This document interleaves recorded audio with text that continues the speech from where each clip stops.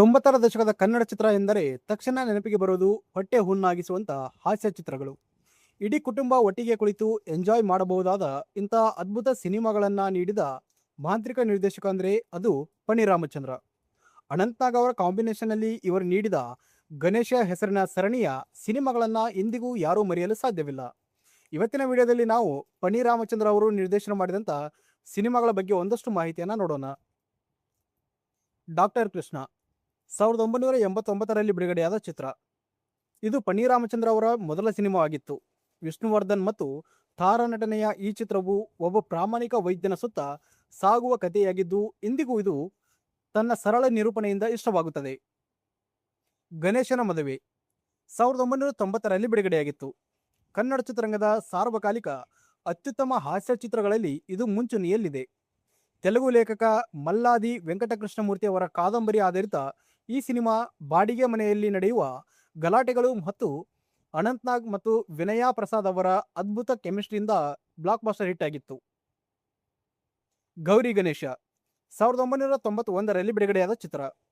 ಗಣೇಶನ ಮದುವೆ ಯಶಸ್ಸಿನ ನಂತರ ಬಂದ ಮತ್ತೊಂದು ಮಾಸ್ಟರ್ ಪೀಸ್ ಸಿನಿಮಾ. ಸುಳ್ಳು ಹೇಳಿ ಜನರ ಮನಸ್ಸು ಗೆಲ್ಲುವ ಲಂಬೋದರನ ಪಾತ್ರದಲ್ಲಿ ಅನಂತ್ನಾಗ್ ನಟನೆ ಅದ್ಭುತವಾಗಿತ್ತು.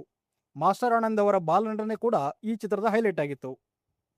ಗಣೇಶ ಸುಬ್ರಹ್ಮಣ್ಯ 1992ರಲ್ಲಿ ಬಿಡುಗಡೆಯಾದ ಚಿತ್ರ. ಇದು ಕೂಡ ಗಣೇಶ ಸರಣಿಯದ್ದೇ ಮತ್ತೊಂದು ಸೂಪರ್ ಹಿಟ್ ಕಾಮಿಡಿ ಸಿನಿಮಾ. ಮಧ್ಯಮ ವರ್ಗದ ಜನರು ಜೀವನ ಶೈಲಿ ಮತ್ತು ಗೊಂದಲಗಳನ್ನು ಅತ್ಯಂತ ಹಾಸ್ಯಭರಿತವಾಗಿ ತೋರಿಸಲಾಗಿತ್ತು. ಒಂದು ಸಿನಿಮಾ ಕತೆ 1992ರಲ್ಲಿ ಬಿಡುಗಡೆಯಾದ ಚಿತ್ರ.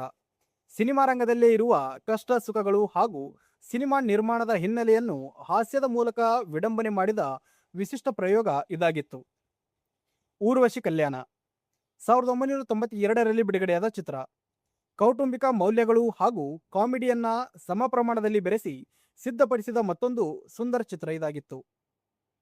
ನಾನೆಂದು ನಿಮ್ಮವನೇ 1993ರಲ್ಲಿ ಬಿಡುಗಡೆಯಾದ ಚಿತ್ರ. ಸಾಹಸಸಿಂಹ ಡಾಕ್ಟರ್ ವಿಷ್ಣುವರ್ಧನ್ ಮತ್ತು ವಿನಯಾ ಪ್ರಸಾದ್ ಮುಖ್ಯ ಭೂಮಿಕೆಯಲ್ಲಿದ್ದ ಚಿತ್ರ. ಕೌಟುಂಬಿಕ ಭಾವನೆಗಳಿಗೆ ಒತ್ತು ನೀಡಿದ ಈ ಸಿನಿಮಾ ಪ್ರೇಕ್ಷಕರ ಮನಗೆದ್ದಿತ್ತು.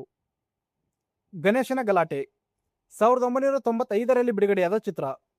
ಶಶಿಕುಮಾರ್ ಮತ್ತು ಸಿತಾರಾ ನಟನೆಯ ಈ ಚಿತ್ರವು ಗಣೇಶ ಹೆಸರಿನ ಪಾತ್ರದ ಸುತ್ತ ನಡೆಯುವ ಗೊಂದಲ ಮತ್ತು ಮನರಂಜನೆಯ ಪ್ಯಾಕೇಜ್ ಆಗಿತ್ತು. ಅಣ್ಣವರ ಮಕ್ಕಳು 1996ರಲ್ಲಿ ಬಿಡುಗಡೆಯಾದ ಚಿತ್ರ. ಹ್ಯಾಟ್ರಿಕ್ ಹೀರೋ ಶಿವರಾಜ್ ಕುಮಾರ್ 3 ವಿಭಿನ್ನ ಪಾತ್ರಗಳಲ್ಲಿ ನಟಿಸಿದ ಅಪರೂಪದ ಸಿನಿಮಾ. ಆಕ್ಷನ್ ಮತ್ತು ಕೌಟುಂಬಿಕ ಕಥಾಹಂದರವನ್ನು ಹೊಂದಿತ್ತು. ಚೂಬಾನ 1997ರಲ್ಲಿ ಬಿಡುಗಡೆಯಾದ ಚಿತ್ರ.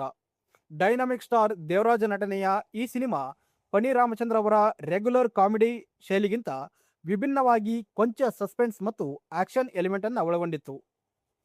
ಗಣೇಶ ಐ ಲವ್ ಯು 1997ರಲ್ಲಿ ಬಿಡುಗಡೆಯಾದ ಚಿತ್ರ. ಇದು ನಟ ವಿಷ್ಣುವರ್ಧನ್ ಅವರ ಒನ್ ಲೈನ್ ಕಥೆಯನ್ನು ಆಧರಿಸಿ ಸಿದ್ಧಪಡಿಸಲಾದ ಚಿತ್ರವಾಗಿತ್ತು. ಅನಂತ್ನಾಗ್ ಮತ್ತೊಮ್ಮೆ ಗಣೇಶನಾಗಿ ಪ್ರೇಕ್ಷಕರನ್ನ ನಗಿಸಿದ್ರು. ಅಮ್ಮವರ ಗಂಡ 1997ರಲ್ಲಿ ಬಿಡುಗಡೆಯಾದ ಚಿತ್ರ.